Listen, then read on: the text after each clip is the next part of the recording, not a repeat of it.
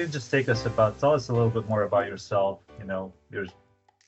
what you study, when you graduate so far. Sure.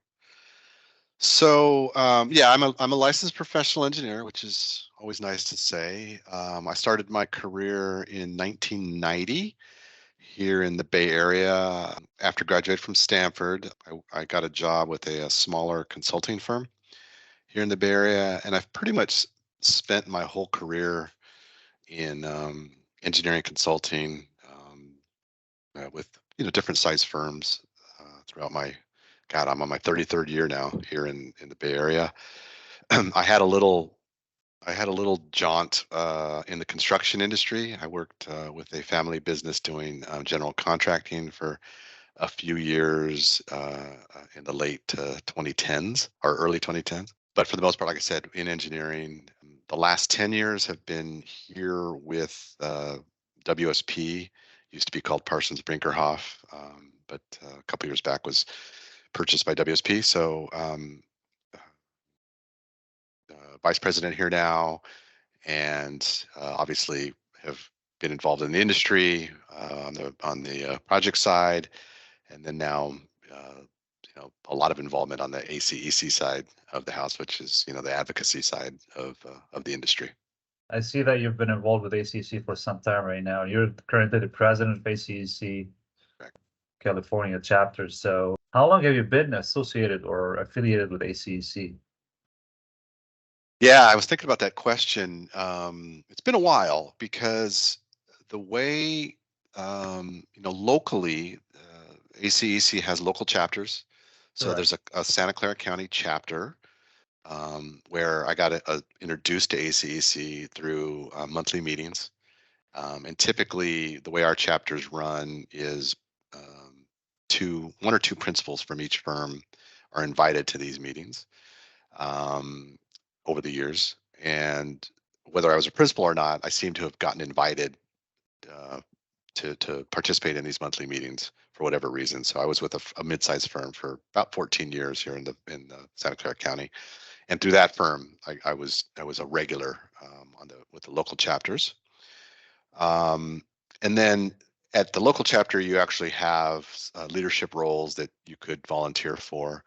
We have a membership, a treasurer, vice president, president, and then those people then go into the state director roles to represent our chapter at the state level.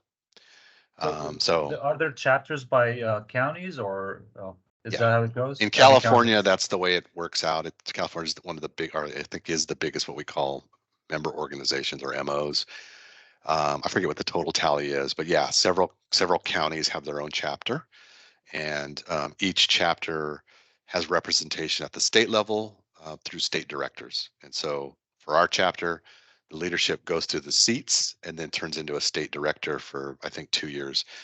And so I kind of went through the local seats, did the state chapter for a few years, and then there was a gentleman by the name of Bill Wagner from our chapter who went to the executive committee seats at the state level as well, and he started talking to me about that, and suggested, hey, I might be interested, and one thing led to another, and so now about 4 years ago, I was asked to join the executive committee at the state level, and you start there at I think they call it the secretary treasurer level, and then you move up in the seats each year. So this year, our fiscal year is July 1 to June 30th. Is my current presidency year in this fiscal year, and it's coming to an end here at the end of June. And then at the state level, we also have the opportunity to stay on to represent the state at the national level. So I'm sure we'll be talking about that for me in the future. So how does the California chapter of ACEC compares to the other member organizations? Yeah, I was talking with Brad Deedy, who's our executive director here for California, and he reminded me that the California chapter, or the California member organization, is the largest for good reason. It's one of the larger states, comprised, as I said, of the local chapters with member firms at each of those. I think Texas is probably the next biggest, but we're unique in that we have all these local chapters, that make up the state. In some states, the state only has one chapter, because of their size. So Is that how you um, is that how you evaluate the size of a member organization, by the number of chapters or the number of members, or it's the number of members. number of members? In some states, obviously population wise are limited as it compares to And California, but and makes sense that California is the largest. the number of members is usually the number of organizations, right? Like engineering firms and organizations under that particular chapter. Yeah. All right. And So I think the way ACEC measures it is by firms and by full-time equivalents, which are the people that make up the firms. Oh, okay. So they measure both metrics. So how many firms are under that chapter and how many people are. So can we assume that by that pretty much equation that California hosts the largest number of engineering firms in the country? Wow. So the engineering powerhouse of the United States is California. Just, I think because of the pure size, and it makes sense, the state has activity up and down the state, obviously, and so the need for the profession is across the whole state. I think what you find is some firms geographically handle the state. Let's say Sacramento could handle kind of everything north of Sacramento in terms of an office, but I know that there are firms that are based all up and down the state. But that is how it is measured for ACEC in terms of membership and size. Now, I have to ask you, so what precisely are the vision and mission of the California chapter of ACEC? And also, I'd like to know how much are you guys have influence over the overall objectives and goals of the ACEC organization in general in the country? Yeah, I think so. The general statement about ACEC, and these are my words. I mean, you can see what our mission statement is, but ACEC is the advocacy organization for consulting engineers. And so the organization at the local, state, and national level advocate, for the betterment of the industry. It looks after legislation and business trends that would positively and negatively impact our organization, our industry, and fight to support or defend those types of actions that would be detrimental to the industry or beneficial. So at a base level, in my opinion, that's what we do. At the national level, obviously the priorities are not necessarily the same as California's, but in general, we're in alignment.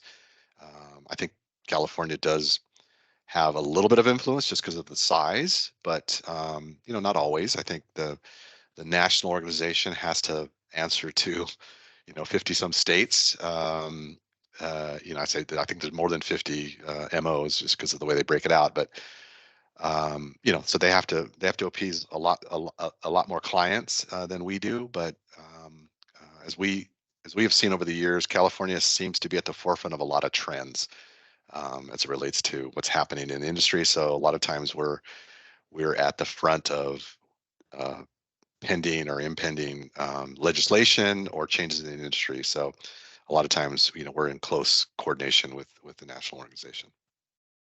All right, so yeah, can we assume that California has the biggest impact on the legislation in general, or the overall agenda of ACEC? I would say, I don't know if I would say biggest, but we definitely, have a seat at the table, and there's a lot of coordination that happens between the national organization and our state folks. And in our state chapter, our state organization relies a lot on the federal PAC money that's generated through the national organization. That federal PAC does provide funding for California specific issues on occasion. And that's a very important part of the relationship as well between the state and the national level. So what are the priorities for California right now? Yeah, I would say in terms of key initiatives, there's an actual bill which where it's been identified as Assembly Bill 334. We have an author by the name of Blanca Rubio. And this is addressing an issue, as we refer to it, as continuation of services. There's a trend amongst public agencies where if you do work in a preliminary phase of the project, there's been determinations that you're conflicted out to pursue, let's say, the next phase. Let's say if it's planning, then you're conflicted out to do final design, which from our perspective is really not the right approach. Yeah, it should be competitive, but you shouldn't be automatically conflicted out because you participated at a planning level. So AB 334 addresses that issue and clarifies what's already in the law. And so that's our focus this year. This is something we've been trying to run for a couple of years, and so we've now got an author. It's been identified as AB 334, and we've also got some funding support from the National PAC organization. The other thing that has come up more recently are project labor agreements, or PLAs. There's been a trend to kind of lump engineering services with overall project labor agreements on large construction contracts. And ACEC is not against PLAs. It's just we're concerned about how engineering or professional services get lumped into potential services like construction or other labor type functions. So we're keeping a close eye on that and looking for ways to help people better understand what the impacts are to our industry. You know, we always hear that California is on the forefront when it comes to environmental matters and issues. Is that something also under the radar of ACEC? The big machine for California is our committees. So we have we have committees, and some of them are very technical, some of them are business related, and I forget what the number is, but there's several committees that our members sign up for and meet on a regular basis to discuss specific topics. So one of the big ones that comes to mind is we have an actual Caltrans liaison committee. Caltrans is our state Department of Transportation agency, and so we have a committee that focuses on that agency and has an ongoing liaison relationship with them.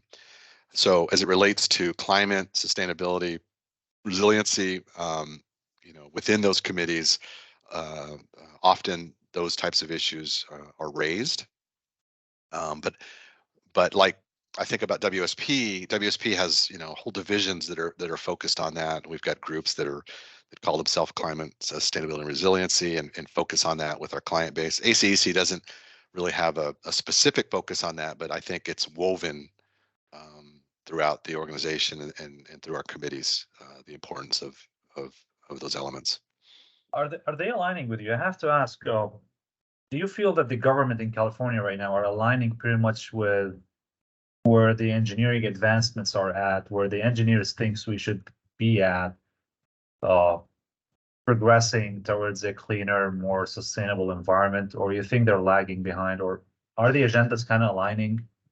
I would say they're. Who's leading? I would say California as a state has been very progressive in the area. There's been a push to be electric. Gavin Newsom is on the forefront nationally on those topics. I think we stay somewhat neutral in terms of are they doing the right thing or not. We as an organization support infrastructure at all levels, and obviously the state has a big kind of influence on infrastructure. Call it electrification.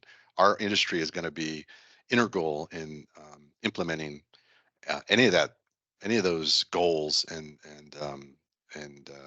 infrastructure that's dictated by the state or at the national level. So do we think they're doing the right thing? I would say in general, from my perspective, yeah, I would say we do, but we're a huge organization, so with a lot of opinions, and so you might ask somebody else and they say, well, maybe they're kind of off their rocker, so to speak. But I think the attempt is there and the recognition is there, especially more recently with all the climate change issues we're seeing, the move to electrification. It's in the news a lot, and the governor really is at the forefront of a lot of that. Is there a specific action that you think we should expedite? If you were given the opportunity to kind of dictate or run your agenda, like what would be the first top 3 actions that you would do? I think the first one that comes to mind, and when we talk about electrification, is the solidifying the grid and the infrastructure to get to a point where we could truly electrify. If there was a magic wand right now and somebody said, yeah, everything needs to be electric, the infrastructure doesn't exist. And I think everybody, people recognize that. They recognize how important it is, but it doesn't exist. And so there obviously needs to be attention and focus on how are we going to get from where we are today to a point where we can be, almost fully dependent on electrification and less on. When you say electrification, you mean gas. transportation in particular? I am, yeah. That's kind of what I'm referring to on the transportation side. Getting less dependent on gas. You think we will meet the goal set for 2030 or 2035? Is it 2035, right? I think it's 2035. Will we meet the goal? It's going to be at this point. It's going to be difficult because, like I said, of the infrastructure restrictions. Yeah, that's what I'm thinking. The infrastructure. Yeah, but again, that's why we exist, and the challenges are there, and enough people have their eyes on it. So that's one of them. Is it only the outlets where people charge their cars? When you mean infrastructure, do you mean just like the edge where the outlets where people charge their cars, or is it also the grid itself and the transportation of the power from the power generation? Yeah, it's both. It's both. It's both, right? I know it's very obvious that if we converted every single gas motor, vehicle that's out there, you just look around. There's not enough charging stations. No. There's not enough, there's not enough redundancy that you see in the petroleum driven vehicles, right? With gas stations every corner. There's none of that. So yeah, there's a long way to go, I think, in terms of getting to a point where where society is comfortable and has enough infrastructure. But again, the ship is pointed in my opinion, is pointed in the right direction. And that's the first part, is getting everybody kind of looking in the right direction and heading in the right direction about where we want to be in the future. One of the questions that keeps popping in my mind is how come we can't convert the official vehicles into electric vehicles versus, you see police cars, you see ambulances, you see all these kind of vehicles that are used for official use. Yeah. They're still running on gas at a time where the state is pushing everyone to go to EV and kind of putting out, incentives for people to do so. And it makes me wonder, right? It's like, it doesn't add up, doesn't make sense. Yeah, I think from a logical perspective, you say, yeah, it's, make it happen. But as you probably know, and just as I know, as I see it working with agencies, is change is difficult, and costs are an issue. You don't have change without costs, and every agency's got a certain amount of restrictions on available funding for anything, whether it's whether it makes sense or not. So I think that's a lot of it is to fully swap something out. It's going to take time. It's going to take a generation of things to age out and then get replaced with a different technology. So I think we'll see more and more of that. It just nothing happens instantaneous, especially for big change.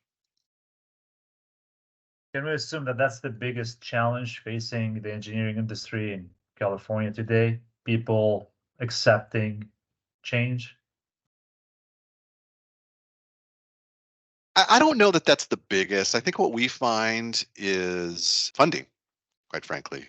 This type of change and these types of projects that lead to societal change are big ticket items. You think about high-speed rail, seems pretty logical. Seems like it's a reasonable approach to alternative transportation, but the price tag is is enormous, and people take a very close look at that and ask a lot of questions, as well they should. So we're, from ACEC perspective, we're always looking for ways to bolster funding, to look for avenues to support those who are looking for funding, and to advocate on behalf of funding both at the local, state, and national level. So that would be my answer to the challenge. It's always funding. People will, I think people get it when they say, hey, we should probably have a new transit system. We should probably be electrified. Yeah, we get it, but how's that going to affect me in my pocketbook? That's what it comes down to. And did we not benefit from the infrastructure bill? Did such programs not benefit from the infrastructure bill? Absolutely, and I think when I talk about challenges, we are blessed in that The IIJA at the national level has come into play. There was an SB1 a few years ago at the state level that really identified a funding source for transportation. It was indexed. It was something that ACEC had been fighting for many years.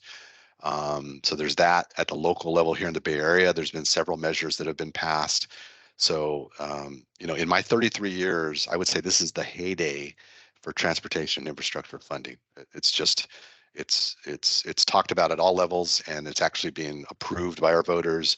And the funding is there. It just never seems to be enough sometimes, for what we're trying to get achieved. And usually when you say funding, so does the main source of these funds is usually state level, the state government, or they're both state and federal? I think it's both. The federal government, through certain programs does provide a lot of, up to like half of the funding. But, I think any program expects the local agency to put some skin in the game.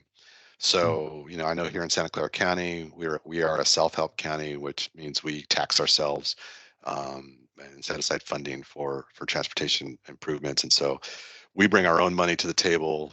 We leverage that for state funding as well as federal funding on almost anything we do here. And there's a lot of counties within this state that use that similar approach. So aside of funding, any other challenges that you think of? Workforce continues to be an issue with the industry. Everybody's busy right now, and engineering in general, promoting engineering and finding engineering graduates is a struggle. I think every firm is seeing that. Certain arenas like surveying, a lot of the universities aren't doing surveying anymore, so there's very few opportunities within that particular discipline. But that'll, obviously, if you don't have the workforce, it's going to be hard to get things done in the future. So we all, at ACEC level, we run scholarships to attract students, both at the national level, at the state level, and even at the local level. We're coordinating with universities, schools, things like that to promote the industry and provide awareness to the younger people who are considering career moves in the future. So we need more engineers. Absolutely. Always. In what specialty or all across? I think with all across, but obviously our focus is on the civil survey side of the house. I think you'll find that across the industry and engineering field, you'll hear that there's always a need. If I have a kid who wants to go to engineering, but he's thinking that probably it's not rewarding enough, maybe I should go rewarding. That's a really good question. I think the industry, what I have found is engineers aren't the best at promoting themselves. Okay, they're in general, the worst, if anything, humble, just to themselves to a certain extent. So we do a bad job of promoting ourselves. But you think about it, as I tease, like, I talk to people in my family, I said, every time you turn the water on or flush the toilet, you should be thanking me. We provide basic services that you think about where our society would be, the trash can, the dumps, the things like that are just basic things that you got to thank an engineer for. Is it rewarding? I mean, if you talk to an engineer, I would say they would tell you that's absolutely rewarding. You go around and, from my perspective, I've seen things that were a twinkle in somebody's eyes, were on paper, went to a contractor, and then actually ended up in the ground, things that I can go actually visit and use, and is a benefit to society. It's hard to compare that to anything else in the world or in industry. So it can be very rewarding. It can be very difficult.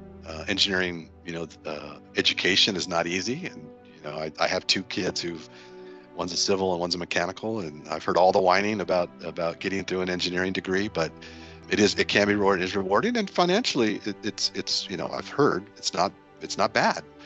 Some industries do better, but overall at the end of the day, I think it is rewarding. Speaking of resources, did the pandemic actually impact that kind of supply of resources or availability of resources? Did it have an impact of any kind or nature? What I found, if I think about my company, is It changed how we do business drastically, obviously, not being in person. It, we didn't have a slowdown per se. Matter of fact, I think the companies did well to maintain client base and projects. It was just how we did business. So we were no longer obviously getting with clients and meeting with clients. We're no longer meet in person. We're no longer getting together as teams in an office together. We were doing it all this way, virtually. And thankfully, the technology, even before the pandemic, was headed this way. So I think the technology accelerated, Teams, Zoom, just the use of laptops, the what we call working agile, in that you could dock anywhere, whether it be an office or your house, anywhere, and still have access to the full suite of company tools. So the industry learned how to do that in a very quick way, and we kept projects going, and progress went ahead. What we're finding now in coming back from the pandemic is people want to kind of keep it that way, and for good reason. There's a lot of benefits to working in a hybrid environment, but we're not exactly sure. And I'm speaking personally, we're not exactly sure what the impacts are with people, especially young engineers, not being in an office with staff, with, let's say, with older staff, in terms of mentoring, learning, passing on knowledge, just life skills and communication. Communication is different when you're not in front of a person. So there, the jury's out, but I think if you talk to older engineers, they'll say, hey, it's not good not to have people working together. If you talk to younger engineers, they'll say, hey, we know how to do it. We can do it this way, virtually no problem. So we'll see. The jury's out, but a lot of the firms now are moving towards getting people back into the office at least 3 days a week, the majority of the week, and then 2 days hybrid. So, but pandemic wise, that's what really changed the industry. And I think it allowed us to use a whole suite of our tools better than we had done before. And now coming back to the quote old style is a little difficult, but there's still a desire to do that. Well, so you spoke about this lack of resources, and made me wonder. Uh, Now with people working remote, uh, isn't it easier if we try to attract pretty much skills from outside of California? Probably if they're able to contribute and deliver what we're expecting from them. And the answer is yes. That is definitely I'll call it a strategy for addressing workload. Again, I hate to sound like the old guy in the room, but there's something to be said about interacting with staff, with your teammates on a regular basis in person. There's a camaraderie. There's an understanding about how an individual operates on a regular basis that, in my opinion, is missing when it's through a computer screen. So that's what we struggle with. And again, as I mentioned earlier, the verdict's out. I mean, at the end of the day, 5-10 years from now, somebody may say to me, it was not a problem at all. It all worked out, and people could be anywhere in the world and still be a team. Firms. I'm with a large firm. Most firms have the ability to work with people all over the world at any given time. It's just again, there's just a uncertainty about, is this the way it should be, or is there a benefit from being more traditional and having people work and live near each other and see each other on a daily basis. So Is it hybrid now at WSP, or? it is officially 3 days a week. And for a while there, we were fully remote, but we've gradually kind of ratcheted up the days. We're officially 3 days a week.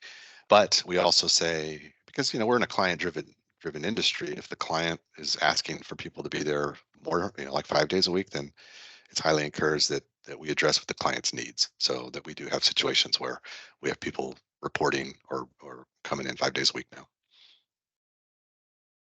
Interesting. We hear a lot about an economic downturn. and challenges in the economy. I mean, every day in the morning we wake up to news around how the economy is doing and banks and so on and so forth without going deep into analyzing the economic traits here. Uh, do you feel any impact on the engineering industry in general? You know, I work on public projects in general, and you know, as we referenced before, there's quite a bit of infrastructure funding out there. So you know, I think from an agency perspective, public agency perspective, the funding is still there, and things are moving forward. But I know I've also experienced working on the private side, whether it's developers or and um, and just hearing peripherally that that softens when there's economic concerns. You know that the private side is little more hesitant to start spending money in building. So that's typically where we see it first on the private side, a softening. I wouldn't say that I'm seeing that across the board or hearing that, but I suspect that that's, that extra project isn't starting or the project you're on is slowing down a little bit on that side. On the public side, like I said, I think because there's plenty of funding around, most agencies are having a time are having a time just getting projects out. So we're not seeing a slowdown, but you mix that with us struggling to find folks, all that kind of just makes things fast paced just to keep up with things. So I personally am not seeing it. How long do you think that funding is going to last? Because on a previous conversation, one of the individuals that I interviewed, they had a very, very interesting comment that in the engineering industry in general, we're kind of lagging the economy by 3 to 5 years, right? So when something happens, it takes some time for that wave to hit us. Now that we're having the blessing of that infrastructure bill and the funding coming in and keeping us busy, how long do you think that's going to last, if anything? Yeah, I like that comment about the lag. I agree. I mean, again, I'm 30 years into this and I've seen these cycles. But I think the difference this time is the specific funding that's available through IJA on infrastructure at the national level, at the state level with SB1, and then, like I said, at the local level, especially in the Bay Area. And I know in Southern California, there are measures that have been put in that are 30-year measures. So I think yes, there's always going to be an ebb and flow, but hopefully that the trough won't be as deep or as long, and things will ramp back up. So my prediction is, yeah, we'll probably see a softening, in the 3 to 5 years out, but it'll be, less of a dip and not as long because of the funding that's available. That's I hope it lasts. Right. Yep. So the key initiatives today that the ACEC California chapter working on, do you usually align these initiatives with neighboring states, or every state has its own initiatives? Yeah, I would say that. I mean, it appears in the year that I've been involved as at the president's level that, things pop up in other states that we pay attention to, and vice versa. This issue about continuing services, I think, is something that every state would probably be interested in understanding. But typically, again, because we're such a large state, we have our own issues to deal with. We focus on what's happening here in California, and each state interacts with each other through the national level, so they're constantly talking to each other and bouncing ideas off each other. So that helps. And then we have two conferences a year where a lot of these a lot of ideas are shared and approaches are looked at, so that there is some alignment on what the industry is doing. Are you a fan of the work of any other states? Honestly, I don't pay a lot of attention to the other states because I got enough here in my own front yard. But I just know that from a size perspective, there's Texas and New York and I think Illinois. I'm probably missing another one that are kind of at that large level where I know we interact a lot with them. We compete a lot in terms of fundraising and things like that. But yeah, otherwise, no. Our focus is here in in our big state. Do we have the largest budget among all of them? Do Do we raise the most? So we traditionally we had not. So I'm glad Oh, you asked that nice. question because last year our goal was to hit 100,000, and I don't know, the closest we had gotten in years past was maybe $80,000 of federal PAC money, we call it. That's all the money that goes to the national level, and then could have ultimately come back to us when we need it. So there's always been a push at the national level for all states to meet their goals, and we just didn't over the years. And so there's been a focus over the last couple of years to meet the goal. And last year, $100,000 goal, we hit 114,000, which totally blew it out of the water. And we were in competition with states like New York and Texas, and just blew everybody out of the water. So very proud of that, and we're going back again this year to get the 100,000 again, if not more. And so we have a very focused approach on fundraising. Raul, in your own views, what are some of the most critical issues the engineering industry should advocate for on national level? Well, I always start with funding. I think IAJA is a great example of the kind of the country coming together politically and saying, yeah, we need to fund infrastructure, so that it starts there. Manpower is always going to be an issue. We need to produce enough engineers. We need to have interest in the STEM arena with our students. And then I think just in general, understanding the importance of engineering. It's not a commodity. Do we track the number of engineers graduating yearly, year over year? Are we in a decline? Are we increasing? How's the slope looking? I believe it is tracked, and I don't know if it's done through ACEC or somebody else, but I know it's tracked. I don't know what the recent statistics are, but there was a time where engineering in the United States graduates was in a decline. I think worldwide it was higher, and you do see that. You see engineers coming in from outside the United States within our industry, which is great. But I don't know what the recent numbers are. But I know there's a lot of push and attention on STEM, especially on the gender side, disadvantaged people side, just really pushing the concept, the importance of looking at that as a potential career. So do you know if the government on a government level are allocating more seats or quota for engineers or skilled labor? I don't know, quite frankly, how the government interacts at that level, but I mean, I know that just in general, the message is out about the importance, and I think that's where it starts is education, awareness, encouraging the younger people to not be discouraged by math and science, because we lose a lot of people in those classes because sometimes of the difficulty. But it starts with people understanding the importance, and then hopefully sticking with it, and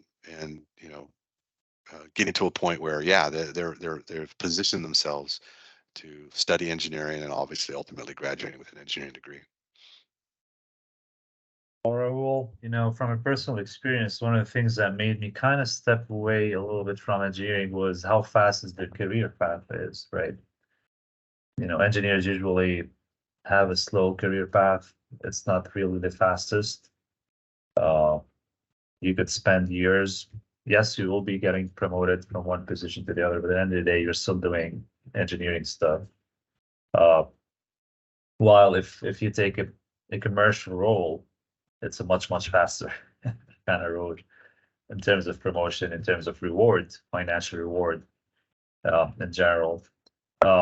Is it still the same? Have we done anything to change that kind of dynamic where people stepping into the engineering arena, choosing it as a career for them, are on the right track? They know that in 5 years, 7, 8 years, I will probably be achieving as much as somebody who chose to go in a commercial role.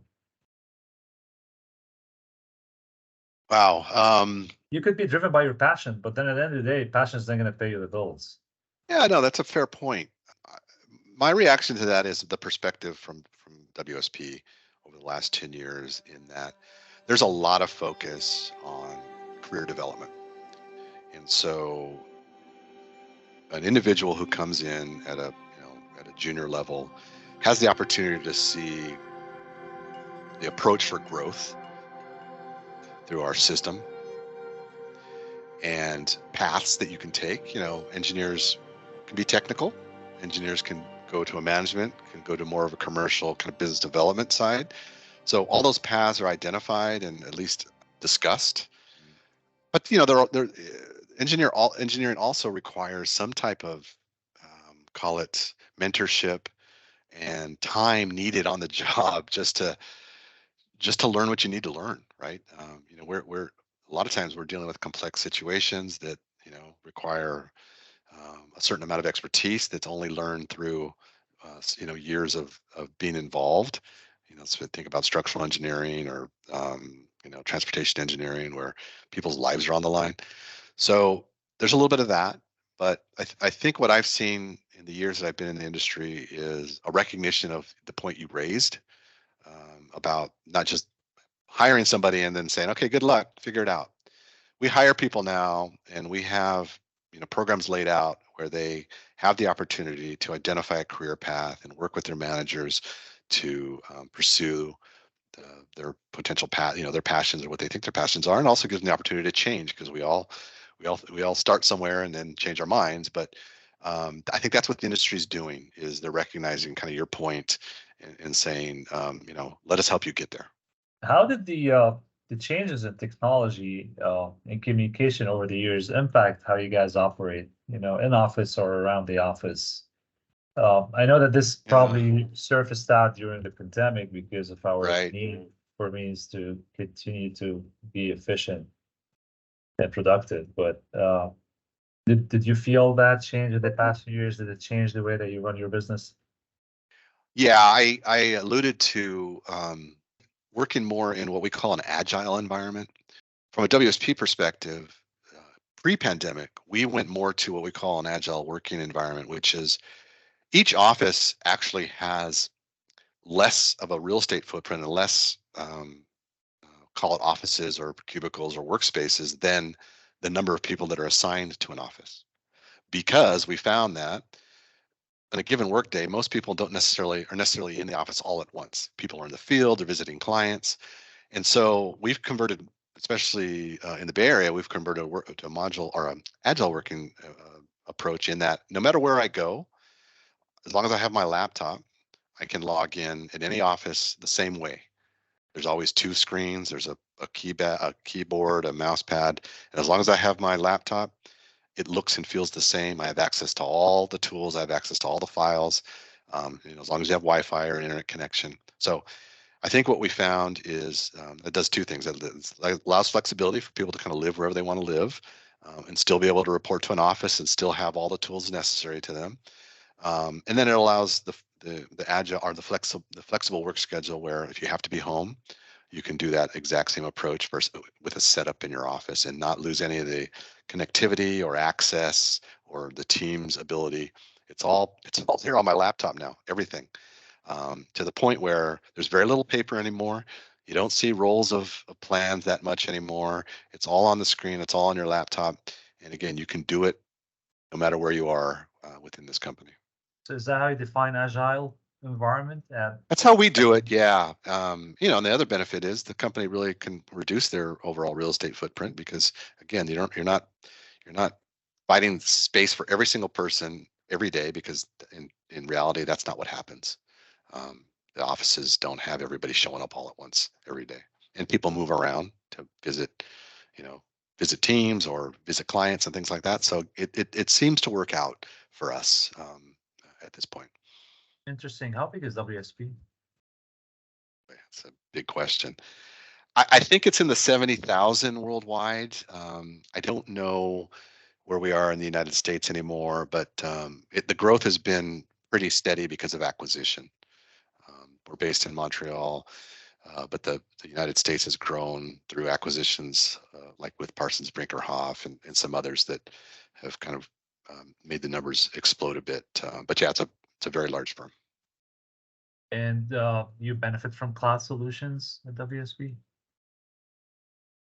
Where you keep your data, where you access your Absolutely. And that's part of the agile approach is we use OneDrives a lot. We can share information across teams, across SharePoint, across all the tools that we have. It's accessible. And even though I do have stuff on my laptop, a lot of it is shareable across the whole company. Let's talk a little bit about the role of diversity and equality and inclusion in the engineering industry.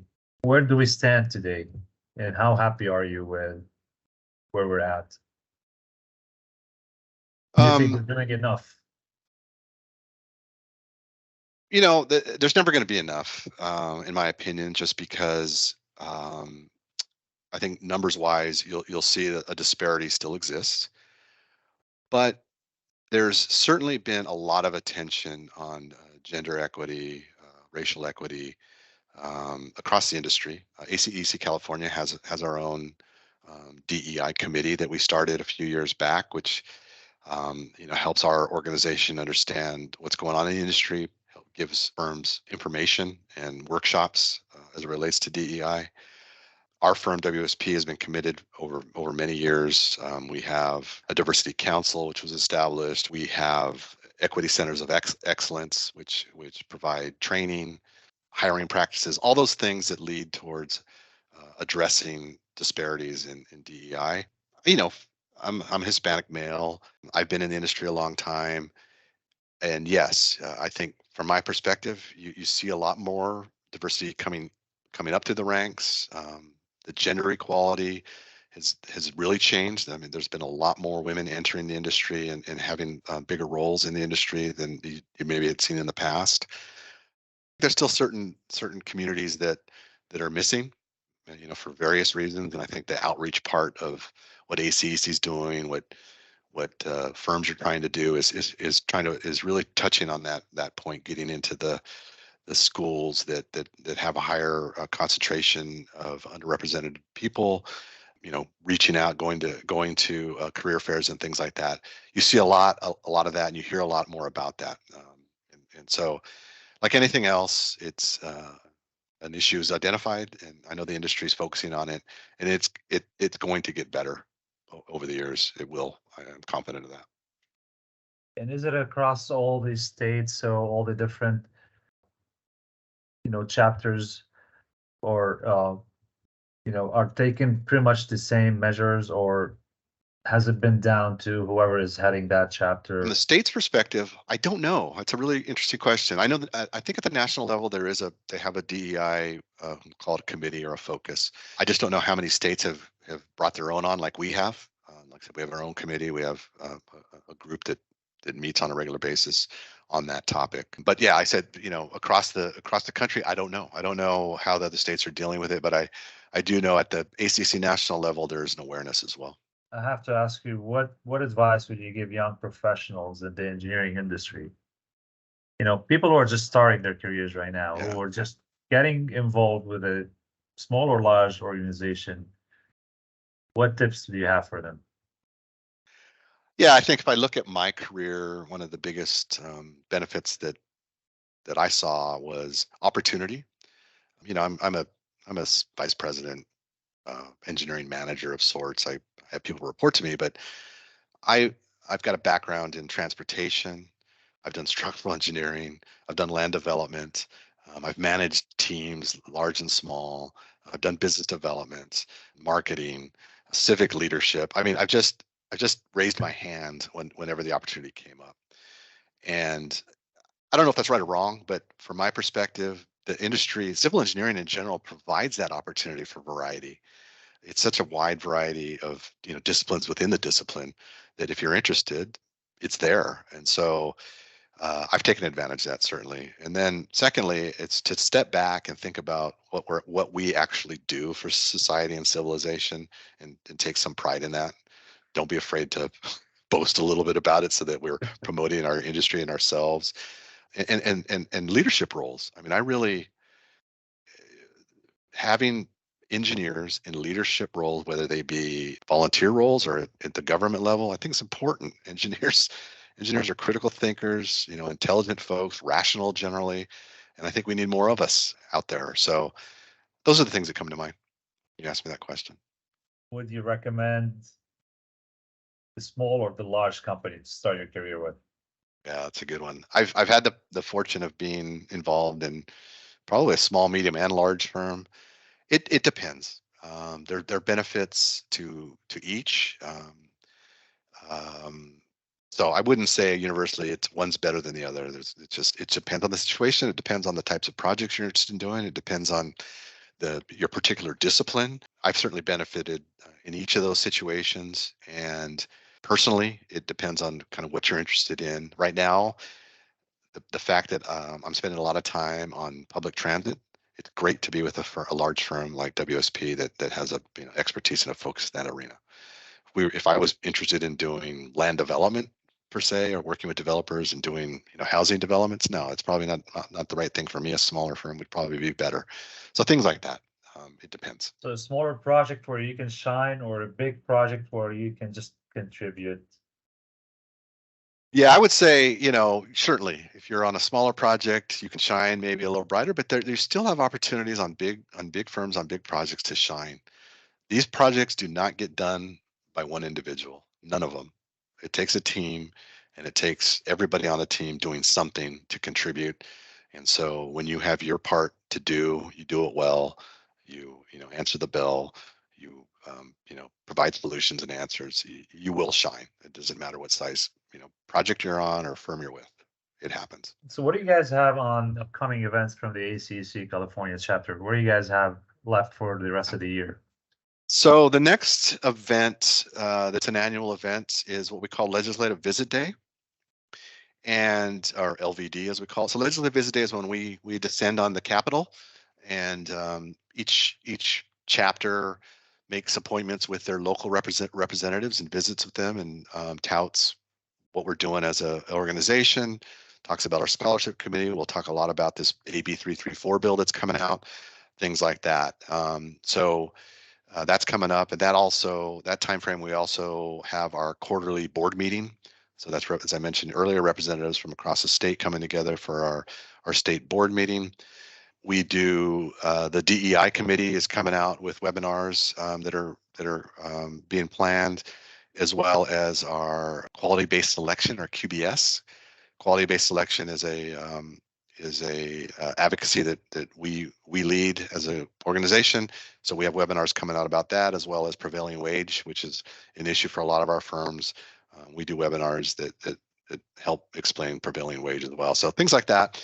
And like I mentioned, along with our quarterly board meetings, we also have an annual conference that just happened in February. So the next one's already coming up in next year. So we're planning to do, look for that. And then lastly, we do an Engineering Excellence Awards banquet, which is occurring during that February timeframe, where we recognize firms and projects and clients across the state and give out awards. What's next for you, Raul? I heard you saying that your presidency kind of expires in June, you said? It does. So I move into an immediate past president role, which means I stay on with the executive committee to help transition the next batch of folks, which I solely look forward to. It's the group, the staff at ACEC California is awesome to work with, and then the executive committee that joined me on the volunteer side have been great. So that's always fun. We get together on a regular basis and talk and meet, and then we'll talk about whether I'm going to take any roles at the national level for the state. There's an opportunity to do that. So we'll cross that bridge when I get there. But I'll always be involved. At the state level for sure. Local level, we meet monthly here in Santa Clara County, so I do those. And then now that I've been exposed more to the national level, I'll be looking for opportunities, whether it's through committees or anything else, to get involved at the national level. I can't wait till I see you there. Best of luck. Best of luck on that. And the last question I have for you is, what's your favorite vacation destination? Ooh. Summer is coming. Yeah. Gosh, I'm a big golfer, so it's really anything that involves golf, and I'm not real picky. quite frankly. So, thankfully I live in an area here in the Bay Area in California where I have a lot of choices. So I don't have to go very far for a destination. But, I've been to the islands several times, and that's always a great destination for me and my family. And then actually this year we're going to Mexico for the first time on the Caribbean side. So I'm looking forward to that. So maybe that'll be my favorite I after have a this year. destination to recommend for you. Antalya, Turkey. Really? Crazy for golfers. You would love it. Fantastic Interesting. golf courses right on the Mediterranean. It's just incredible. Super scenic. Very nice. Antalya. Antalya, Antalya. Antalya, Antalya. It's ridiculously beautiful. Awesome. It's right on the Mediterranean. Layout is fantastic. Golf courses, it's haven. It's a safe haven in heaven, actually, for golfers who like to kind of go try other places on. And the dollar stretches a long way there. So even better. Yeah, they have really fantastic resorts, and you definitely enjoy it. Look it up. Raul, it's been a pleasure talking to you. It's really I learned a lot, and I'm very excited by what you guys are doing and the plans that you're running with. I wish you best of luck with WSP and whichever is waiting for you after your presidency here at ACEC California. We're proud to have actual organizations like you leading this state into kind of keeping it at the forefront of what innovation has to offer. And it's really heartwarming to see people like you in charge. So thank you for your time today. Thank you, Ayman. Really appreciate the time, and thank again to Iron Orbit for all your support at the ACEC level. Oh, absolutely. We'll continue to do so. We're committed to do so, and we hope that we speak to you very soon with even higher positions, hopefully. Awesome.